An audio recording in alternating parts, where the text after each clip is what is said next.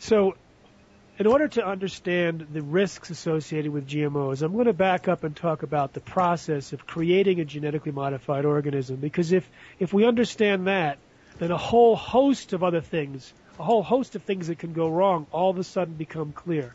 Because the biotech industry gives you this impression that it's a very clean, we just take a gene from one species and carefully splice it into another, and the only thing that's different is it's producing some new beneficial protein that produces some trait. This is completely far from the truth. What they do, let's say you want to create a corn plant that produces a pesticide. So you go to the soil bacterium called Bt, for Bacillus thuringiensis, and you change it so it's more toxic, and you make millions of copies of the gene. You actually put a piece of a virus there with it, which turns it on. It's called the promoter. It's the on switch. It turns this gene on 24/7 around the clock. You make millions of copies, and you put it in a gun, and you shoot that gun into a plate of millions of cells, hoping that some of the genes make it into the DNA of some of those cells. Then you clone those cells into plants. Now, the process of insertion and cloning causes massive collateral damage in the DNA. They could have higher levels, and do have higher levels, of allergens and toxins and anti-nutrients. Soybeans that are genetically engineered have as much as 7 times higher the amount of a known allergen called trypsin inhibitor when compared to non-GM soy in their cooked state. There's a new allergen in genetically modified corn. There's a new anti-nutrient in the soy which blocks the absorption of nutrients.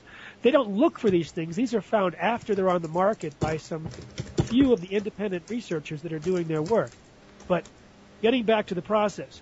Now, once you put in this Bt gene, it now is like a little spray bottle that sprays Bt toxin in every cell of every corn plant in millions and millions of acres. Now, you can actually buy the natural Bt spray and use it in your garden. Farmers use it because that's just the natural bacterium that's sprayed on plants.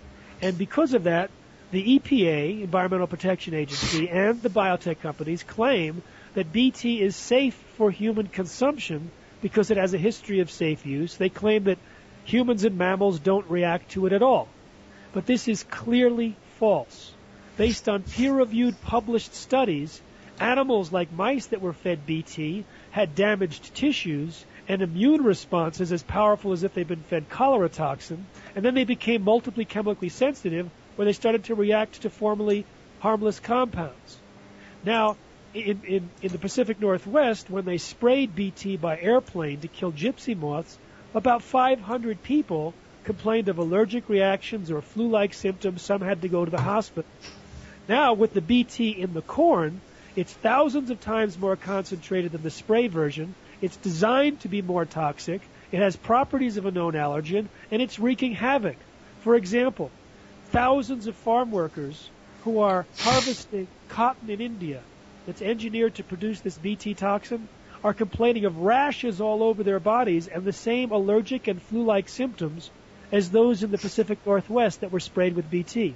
They allow animals to graze on Bt cotton plants after harvest, and thousands of sheep, buffalo, goats, and cows have died. I visited one village in Andhra Pradesh where they allowed their buffalo for 8 years to safely graze on natural cotton plants after harvest. But they allowed their buffalo, sheep, and goats to graze on the Bt toxin-producing plants after they were harvested. And within a single day, all the 13 buffalo had died, 26 sheep and goat died. And this is not just an isolated incident.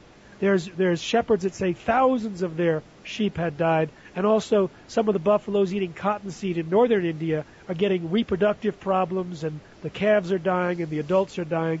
Well, this is a strong indication that this is probably not healthy for living beings. But on the other hand, this is relatively large exposure and obviously a significantly acute reaction. To the best of my knowledge, humans aren't dropping like flies as a result of doing this. So I think obviously, I guess if they eat in large enough quantities, they might. But the more significant concern of and I'd like you to address is what are the long-term consequences of doing this, of raising generations of these bacteria that are altered and then having this toxin circulate through our system, because I think that's where the danger is. In many acute exposures, like tobacco, cigarette smoking, for example, you have to be exposed for this for 10, 15, 20 years before you're going to significantly increase your risk for disease. And the same thing with exposure to electromagnetic radiation. It doesn't happen from one small exposure. So I wonder if you can address that. Excellent.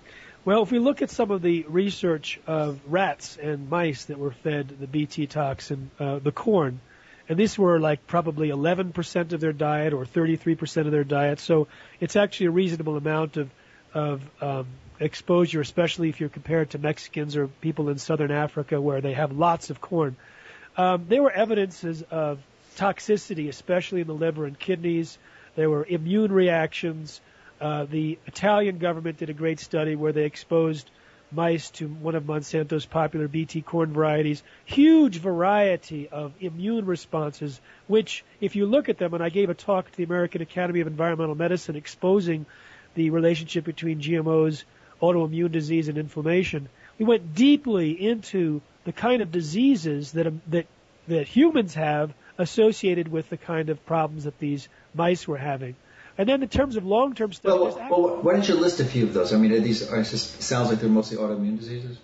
Well, yeah. In fact, I'll pull it up on my computer because it was a rather obscure list. I mean, I went deeply into the thing. I'll pull it up as we're talking. These like thyroiditis, multiple sclerosis, rheumatoid arthritis, diabetes. I mean, what? First of all, there are the people who were exposed to the Bt in its natural spray. Farm workers had all sorts of reactions. They had a skin prick test that showed that they were reacting. They remained sensitive for months afterwards. They had respiratory, eye, and skin symptoms.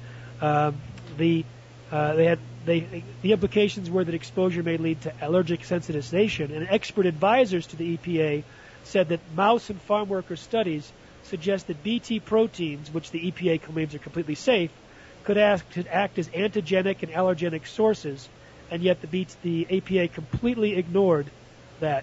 We also see in rats a inflammation, mononuclear cells infiltrating into the liver. Well, yeah, I mean, I don't want to bore our listeners with the specific histological and biochemical aberrations. I'm more interested in what are the risks, what are the diseases that they might. Here, that rheumatoid arthritis, inflammatory bowel disease, osteoporosis, multiple sclerosis, various types of cancers, allergy, Lou Gehrig's disease. These are all associated with some of the interleukin changes that occur in mice as a result of introducing. Okay, and that's what I thought, because the biggest ones are rheumatoid arthritis and multiple sclerosis and inflammatory bowel disease. So there is suggestion from the animal research that that's going to increase your risk. And again, it doesn't mean you're going to get it, just like smoking cigarettes doesn't mean you're going to come down with lung cancer, but you're clearly increasing your risk for this disease. Absolutely. Now, in addition to that, the Austrian government did one of the very, very few long-term feeding studies. They gave mice genetically modified corn, which was a combination of Bt and Roundup Ready. And the more corn they fed to the mice, the fewer the babies were born to those mice, and the smaller those babies were. And this raises the whole issue of reproductive problems, which we're seeing a lot on the Roundup Ready soy side. In fact, I know this one senior researcher at the Russian National Academy of Sciences who fed genetically modified soy flour to female rats, and more than half of the babies died within 3 weeks compared to only a 10% death rate among the controls that ate natural soy. And the offspring of the GM-fed group were smaller and could not reproduce. She also fed GM soy to male rats, and the testicles changed from pink to blue. And in Italy, some Italian researchers fed male mice genetically modified soy, and there were changes and damage to their testicles, including damage to the young sperm cells. Then they looked at the embryos of offspring of parents that were fed genetically modified soy, and the DNA functioned differently in the embryos compared to when the parents were fed regular soy. So this raises a huge specter of potential problems for the infant mortality and morbidity. In fact, as always happens, when a scientist discovers adverse findings, they tend to be attacked. And this Russian scientist was attacked and she was vilified and told she couldn't do any more GM research. One of her colleagues tried to comfort her by saying, well, maybe the GM soy will solve the overpopulation problem on Earth. She wasn't